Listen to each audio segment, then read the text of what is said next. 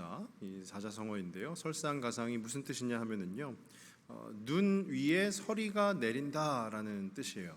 그러니까 어려움이 반복적으로 일어나는 것을 설상가상이다 이렇게 표현을 하고는 합니다. 우리의 삶도 때로는 설상가상이다 이렇게 표현하는 경우가 종종 있습니다. 특히 우리 그리스도인 즉 성도의 삶도요. 예수님을 믿으면 만사가 다 형통케 되어지고 만사가 다 평안할 것이다. 우리가 그렇게 바라기는 하지만 실제 우리 성도의 삶의 그 면면을 들여다보면 어느 면에서는 굉장히 지극히 현실적이다라는 생각이 들기도 합니다. 설상가상의 그런 어려움들을 계속해서 만나게 되는 경우도 우리 성도의 삶 가운데 분명히 있을 것이고요. 또 오래 참는 것, 즉 인내하는 시간을 보내야 되는 경우도 있습니다. 그래서 로마서 5장의 말씀에 보면은요, 환난은 인내를, 인내는 연단을, 연단은 소망을 이루는 줄 너희가 알미로다라고 바울이 고백하지 않았습니까? 이처럼 우리 성도의 삶은요, 어쩌면 참 예수님 믿고 하나님 찬양하고 살면 모든 것이 다 형통케 되어지고 모든 것 가운데 평안함만이 가득할 것이다. 그러면 얼마나 좋겠습니까? 하지만 실제 우리 성도의 삶의 면면은 그 설상가상의 모습이 굉장히 많이 있다라는 것이에요. 오늘 본문의 삼손의 이야기인데요. 이 삼손도 마찬가지입니다. 이스라엘의 사사로서 척척 그 모든 하나님께서 주신 사명을 척척 완수해 나가느냐? 그렇지 않고요. 이 삼손의 그 삶을 보더라도 설상가상이라는 그 말이 굉장히 많이 떠오르게 됩니다. 계속해서 어려운 상황에 놓이고 있다라는 것이죠. 우리가 지난 시간에 살펴본 사사기 14장의 말씀은요, 삼손이 이제 블레셋 여인과 결혼을 하려 하는 거예요. 그래서 결혼식까지 올리게 되었는데 그 여인의 꾀임에 넘어가서 그 결혼식 자체가 아주 아수라장이 되고 맙니다. 그 안에서 삼손이 막 그 블레셋 사람들을 죽이기도 하고요, 치기도 하고 하면서 결혼식장이 아예 아수라장이 되는 것이죠. 그래서 오늘 저희가 함께 본 이 15장의 말씀은 삼손이 그 결혼한 여인, 그 여인을 다시 만나러 가면서 이야기가 시작이 됩니다. 오늘 15장 1절 말씀을 한번 보시면은요, 1절에 얼마 후 밀 거둘 때에 삼손이 염소 새끼를 가지고 그의 아내에게로 찾아가서 이르되 내가 방에 들어가 내 아내를 보고자 하노라 하니 장인이 들어오지 못하게 하고 라고 돼 있어요. 얼마 후라는 것은 그 결혼식이 아예 그 결혼잔치가 그 혼인잔치가 아수라장이 되고 나서 얼마 후의 시간이 지났다라는 것이죠. 그리고 밀 거둘 때라는 것은 5월에서 6월 그때쯤을 말하는 것입니다. 그리고 삼손이 염소 새끼를 가지고 갔다라는 것은요, 그 당시의 풍습 가운데 이 결혼을 성사시키겠다라는 의지를 담아서 선물하는 것이 바로 이 염소 새끼였다라는 거예요. 그러니까 삼손은요, 결혼식은 아수라장이 됐고 하지만 그래도 내가 그 여인의 남편으로서 이제 남편의 역할을 그 도리를 다하겠노라 하고 다시 그 장인의 집으로 찾아간 것이죠. 그런데 그 장인이 들어오지 못하게 하였다라고 합니다. 왜 그러냐 하면은요, 삼손의 아내가 된 그 사람을 결혼식이 아수라장이 되고 하니까 이 장인의 입장에서는 이러지도 못하고 저러지도 못하니 그 결혼식에 왔던 한 남자에게 자신의 그 딸을 그냥 보내버린 거예요. 그러니까 삼손의 동의를 구하지도 아니한 채 그 딸을 그냥 보내버린 것입니다. 그러면서 이 아버지의 계략, 그 장인의 계략은요, 그 결혼을 이제 파기할 수는 없으니 그 여인 대신에 그 여인의 동생을 너에게 주겠노라 라고 하는 것이죠. 그런데 이에 대해서 삼손의 반응이 말씀 가운데 나오고 있는데요, 3절 말씀을 보시면요, 3절에 삼손이 그들에게 이르되 이번은 내가 블레셋 사람들을 해할지라도 그들에게 대하여 내게 허물이 없을 것이니라 하고, 이게 무슨 얘기냐면요, 이번에는 내가 블레셋 사람들을 죽이더라도 정당한 것이다 라는 거예요. 그러면서 삼손 본인이 내가 지금 완전 화가 났다라는 것이죠. 그래서 그 블레셋 너희들을 내가 혼내주겠다라는 거예요. 그 전에 결혼잔치에서도 삼손이 블레셋 사람들을 치고 했습니다. 죽이고 했어요. 그것은 어떻게 보면 정당하다 볼 수가 없는 것이었어요. 그렇지만 이제 이 삼손의 이 3절에 나오는 반응은 내가 이번에는 블레셋 사람들을 죽여도 정당한 것이다 라고 고백을 하고 있는 것입니다. 그래서 어떻게 하냐 하면은요, 여우 300마리를 가져다가 그 꼬리를 서로 묶어서 또 그 여우에 불을 붙여서 블레셋 사람들의 곡식 밭을 다 태워버리게 됩니다. 그리고 그 결과 우리가 말씀을 읽은 것처럼 블레셋 사람들이 이제는 오히려 도리어 열을 받게 되는 거죠. 화가 나게 되는 것입니다. 그래서 이게 무슨 누구의 짓이냐 했더니 바로 그 삼손의 장인, 그가 색출이 되게 되었고요. 그 장인과 그 딸을, 그 둘째 딸을 죽이게 되었습니다. 어려운 일이 계속해서 반복해서 이루어지고 있는 거예요.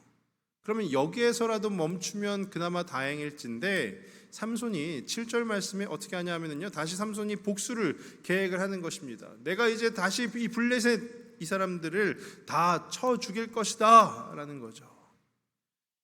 이것이야말로 설상가상이라고 할 수 있는 것 아니겠습니까? 이 사사기 15장의 말씀을 보면은요, 여러 해석이 있을 것이에요. 그런데 저는 오늘 이 말씀 가운데 삼손의 관점에서, 삼손의 그 1인칭 관점에서 이 말씀을 좀 바라보고자 합니다.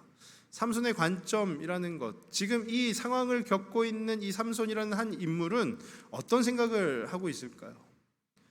야, 되는 일이 하나도 없다라는 생각을 하지 않았겠습니까? 그리고 일이 무언가 척척척척 풀려나가기보다 계속해서 꼬이기만 한다라는 그런 생각을 하지 않았겠습니까? 바로 앞서서 말씀드렸던 그 설상가상의 상황이 이 오늘 본문에 등장하고 있는 이 삼손에게 계속해서 어려움들을 쌓아가게 만들어주고 있다라는 거예요. 혹 이런 상황을, 이렇게 극단적인 상황은 아니겠지만요, 이렇게 어렵고 또 일들이 꼬이고 그런 상황들이 우리 가운데 반복적으로 일어난다면 우리는 어떻게 될까요? 이 세상을 살아가는 우리 가운데요, 이렇게 어려운 일들이 반복적으로 일어나게 되면 매우 지치게 될 것이고요, 또 힘들게 될 것입니다. 그런데 우리 성도에게 있어서 이 우리의 믿음 생활, 즉 신앙 생활을 함에 있어서도요, 더 굳건해지고 하기보다 우리의 신앙 생활을 하는데, 내가 예수님을 믿는데, 내가 주님 앞에 나와서 기도하는데 무언가 나의 기도는 다 응답되어지지 않고 계속해서 어려운 상황이 나와 또 우리의 가족 가운데, 우리의 식구들 가운데, 우리의 자녀들 가운데 벌어지고 있다면 우리는 어떻게 돼야 될까요?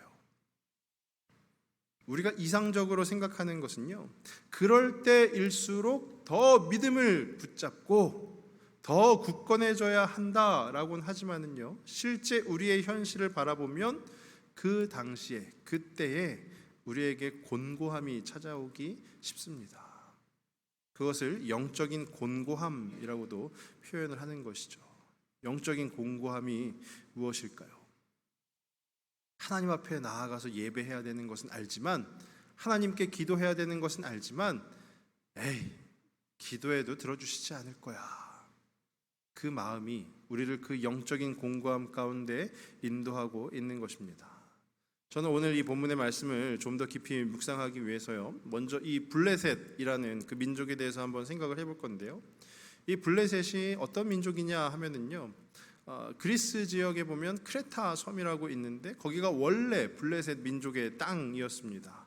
그런데 이것이 섬이다 보니까 기후적으로 농사가 그렇게 크게 잘 안 되는 거예요.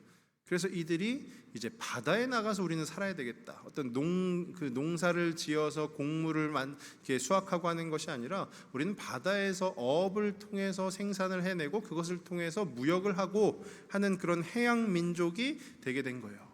그러면서 점차 이 블레셋이 강성해집니다. 그런데 당시 그 강대국이었던 애굽이랑 대립을 하게 되는 것이죠. 근데 그 대립 가운데 결국 이 블레셋이 이렇게 서로 이기고 지고 하다가 이제 밀려나서 이 유다 땅에 정착을 하게 된 것이요. 그런데 이 블레셋은요, 이 블레셋이라는 민족은 매우 강한 민족입니다. 그래서 그 유다 땅에 정착해서도요, 5개의 성읍을 삼아서 그것을 아주 풍성한, 또 이 블레셋 땅 가운데, 그 가나안 땅 가운데 땅이 비옥하지 않습니까? 그러니까 이제는 농사도 잘 되는 거예요. 그래서 농경도 하면서 또 어업도 하면서, 그러면서 본인들의 어떤 장점들을 잘 살리게 되었다라는 거예요. 이들은 그동안 크레타 섬에서부터 계속해서 강대국과 대립하고 하는 그 와중에 다양한 문화를 접하게 되었고요. 그 문화를 점차 발전시킨 민족, 바로 그 민족이 블레셋이라는 것입니다. 그러니까 이 블레셋 민족, 하나님께서 하나님 앞에 여호와의 목전에서 악을 행한 이스라엘을 심판하시기 위해서 택하신 그 이방 민족들, 즉 사사기 우리 앞에서부터 보면은요, 사사 온니엘의 시대에는 메소포타미아를 그렇게 이방 민족으로 사용하셔서 이스라엘을 어려움 가운데로 몰아내셨고요. 또 사사 에훗 때를 보면 모압 민족을 택하셨기도 했고요.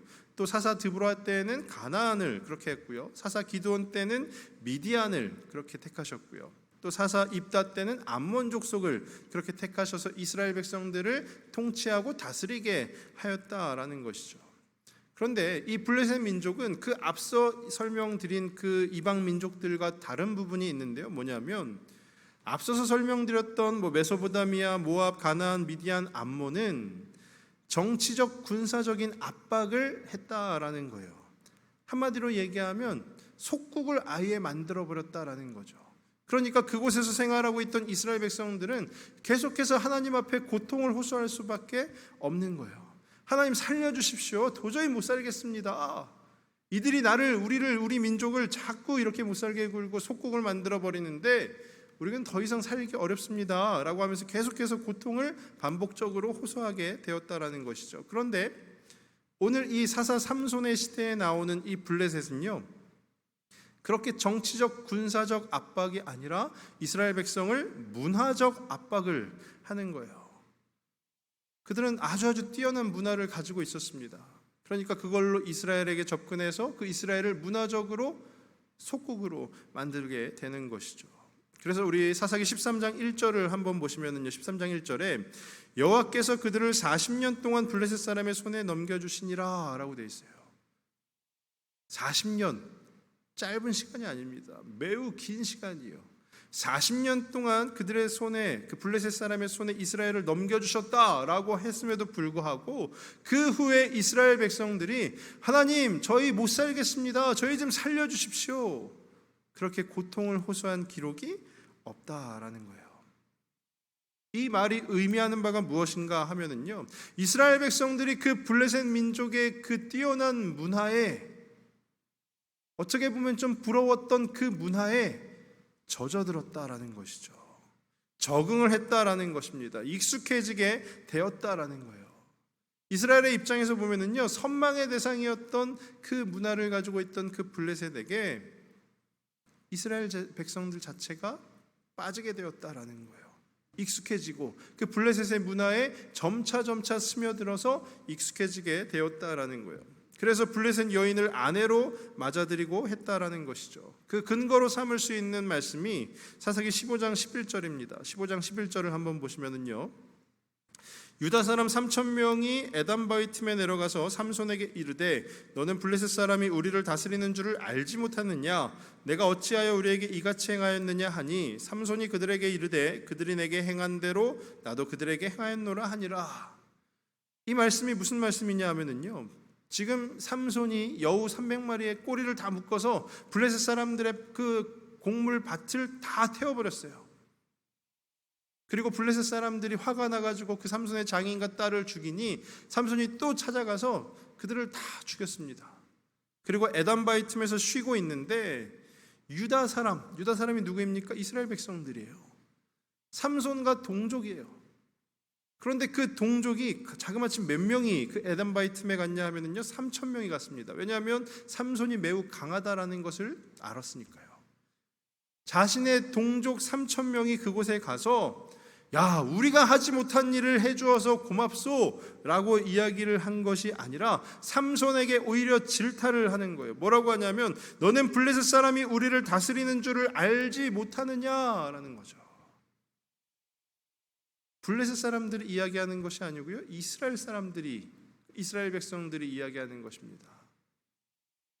그 자신들의 적인 블레셋을 처치해준 그 삼손에게 찾아가서 야, 너는 블레셋 사람들이 우리를 다스리는 것을 알지 못하느냐? 어찌하여 이런 일을 벌였느냐? 라고 삼손을 질타를 하고 있는 것이죠. 하나님의 역사가 쓰여지고 그 하나님의 역사가 행해져야 되는 그 이스라엘 그 땅에 하나님을 찾는 이들은 없었다라는 거예요. 그리고 오히려 그 블레셋의 문화에 젖어들어서 풍요롭게 사는 것에 익숙해진 그 이스라엘 백성들만 있었다라는 것이죠. 어떤 신학자가 이런 표현을 했습니다. 무슨 표현이냐면요, 세상과 교회 사이에 평화로운 공존이란 있을 수 없다라는 거예요. 즉 세상과 교회 사이에 평화로운 공존이란 있을 수 없다. 갈등이 없다면, 즉 세상과 교회 사이에 갈등이 없다면 세상이 정복한 것이다 라는 거예요. 블레셋과 이스라엘 그 사이에도요, 평화로운 공존이란 있을 수 없는 그 관계 아니겠습니까? 그런데 그곳에 갈등이 없다면 이미 블레셋이 모든 이스라엘의 그 문화적인 부분, 사상적인 부분까지 또 심지어 종교적인 부분까지 정복을 했다라는 것이죠. 이 시기에 그 살고 있던 이스라엘 백성들, 하나님의 백성들, 하나님께 제사를 지내고 하나님 앞에 나아가야 되는 그 백성들은 어떠한 상태라 볼 수 있을까요? 제가 앞서서 설명드렸던 영적 곤고함이 가득한 그런 상태 아니겠습니까?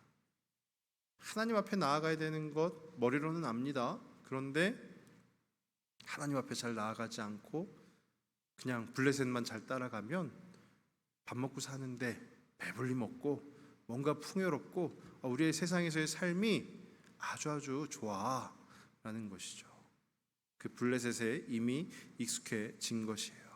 그래서 그 블레셋의 말을 따르고 그들이 행하는 것을 선망의 대상으로 바라보게 되는 것입니다. 지금 우리는 어떠합니까?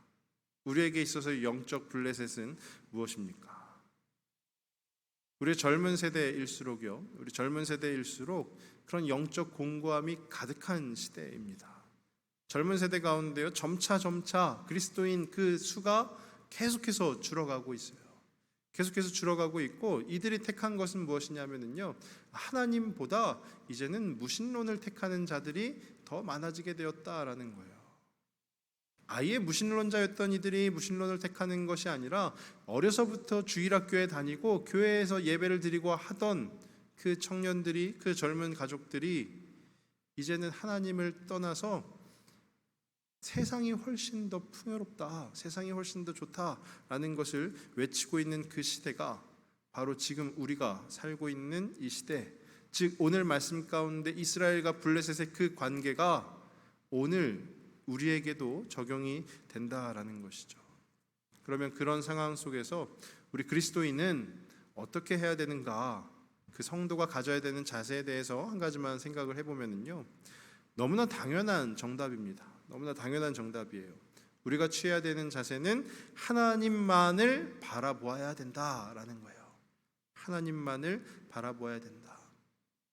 저희가 함께 읽지는 않았지만 이 사사기 15장 뒷부분에 보시면은요, 삼손이 나귀 턱뼈로 블레셋 사람 1000명을 죽이는 일이 생겨요. 그리고 막 목마르니까 목이 마릅니다 하니까 하나님께서 한 샘을 터뜨려 주시고 그 샘의 이름이 에낙고레다라고 하면서 이 15장의 말씀이 정리가 되고 있습니다. 삼손이 블레셋 사람들에게 다시 붙잡히게 되는데요, 어떻게 붙잡히냐 하면은요, 유다 백성들에 의해서 결박되어서 블레셋에 넘겨지게 됩니다. 아까도 말씀드렸지만은요, 유다 백성은 삼손의 동족입니다. 동족. 근데 그럼에도 불구하고 이 유다 백성들이 3000명이나 가서 삼손을 결박합니다. 묶는다라는 거죠. 삼손을 결박해서 블레셋의 그 삼손을 이제 넘겨줍니다. 자신의 민족에게 이끌려 붙잡힌 삼손, 이것이 바로 설상가상의 절정 아니겠습니까? 삼손 입장에서 보면은요, 설상가상의 절정이죠. 이제 블레셋에게만 붙잡히는 것이 아니라 나의 동족에게도 붙잡혀서 이제 블레셋에게 넘겨지게 되었구나라는 거예요. 그런데 그때가 언제냐 하면은요, 이제 삼손이 아닌 하나님께서 일하실 때라는 거예요. 어떻게 보면 그동안 삼손은요, 자신의 힘을 의지했고요, 자신의 능력을 바라보았습니다.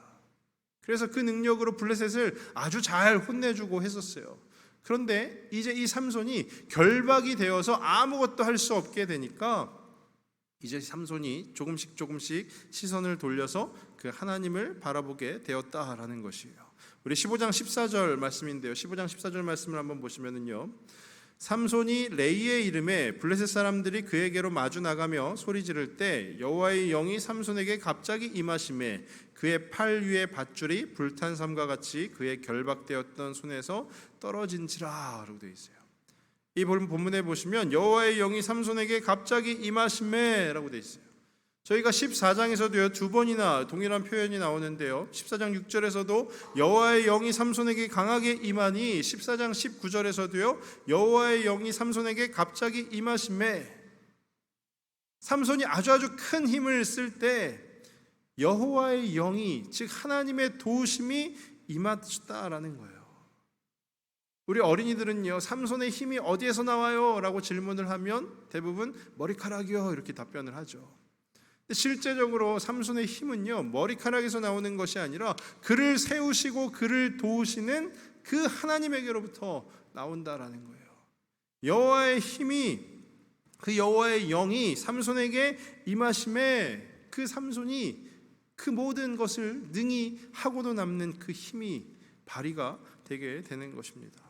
그래서요 그 힘을 가지고 어떻게 했냐 하면은요 15장 15절입니다. 15장 15절 보시면 삼손이 나귀의 새 턱뼈를 보고 손을 내밀어 집어들고 그것으로 1000명을 죽이고 라고 돼 있어요. 나귀의 턱뼈를 하나, 그 나귀의 턱뼈 하나 가지고 블레셋 사람 1000명을 죽였다라는 거예요. 그런데 그 턱뼈에 대해서 수식을 하는데 뭐라고 하냐면요 나귀의 새 턱뼈라고 합니다. 죽은 지 얼마 되지 아니한 나귀의 턱뼈라는 것인데요. 이 새 턱뼈라는 것이 의미하는 바가 뭐냐면 이 뼈라는 것은요 마른 뼈가 강한 법입니다. 죽은 지 얼마 되지 아니한 뼈는 약간 무를 수가 있어요. 이것이 우리에게 해석을 하면은요 인간의 힘이 아니라 그 무른 뼈로도 1000명을 죽일 만큼의 힘이 과연 어디에서 나왔느냐? 삼손이 아닌 하나님에게서 나왔다라는 거예요. 그래서 전반적으로 이제 마지막입니다. 삼손이 이제 고백을 해요. 뭐라고 고백하냐면요 사사기 15장 18절 말씀인데요. 15장 18절에 보시면 삼손이 심히 목이 말라 여호와께 부르짖어 이르되 주께서 종의 손을 통하여 이 큰 구원을 베푸셨사오나 합니다. 하나님, 저 목이 마릅니다. 지금 제가 갖고 있는 힘으로 이 1000명 다 때려 잡혔더니 너무 힘듭니다. 목이 마릅니다. 라고 한 것이 아니라 삼손이 고백하기를 주께서 종의 손을 통하여 이 큰 구원을 베푸셨사오니 라는 거예요. 삼손도 이제 고백을 하는 것이죠. 하나님께서 저에게 힘을 주셔서 제가 이 모든 것을 능히 감당할 수 있습니다. 그 고백을 하는 거예요.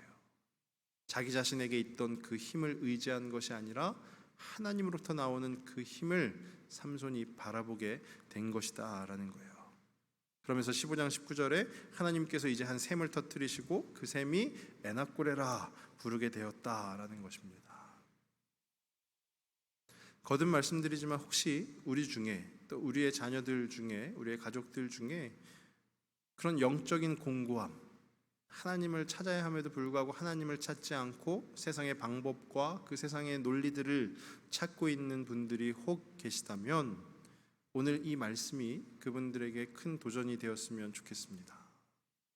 우리의 힘으로, 우리의 생각으로 이겨낼 수 있는 것이 아니라 하나님께서 우리에게 힘을 주실 때, 하나님께서 우리와 함께 하실 때, 그 주님이 일하실 때, 그때 우리는 비로소 큰 힘을 발휘할 수가 있는 줄로 믿습니다. 그 영적인 공고함을 타파할 수 있는 것은요, 내 안에서 자꾸 무엇인가 생산해내려고 하고 생각해내려고 하고 자꾸 무언가 찾아보려고 하고 하는 것이 아니라 우리의 힘의 그 원천 되시는, 우리의 힘의 그 근원 되시는 그 하나님만을 바라볼 때 우리의 그 영적인 공고함이 오늘 말씀의 블레셋 사람들처럼 하나둘씩 철저하게 무너지는 줄로 믿습니다. 그 하나님만을 바라보시는 저와 우리 모든 성도분들이 되시길 주님의 이름으로 축원합니다. 이 시간 우리 찬양을 한 곡 하고 또 이어서 기도하도록 하겠습니다. 저희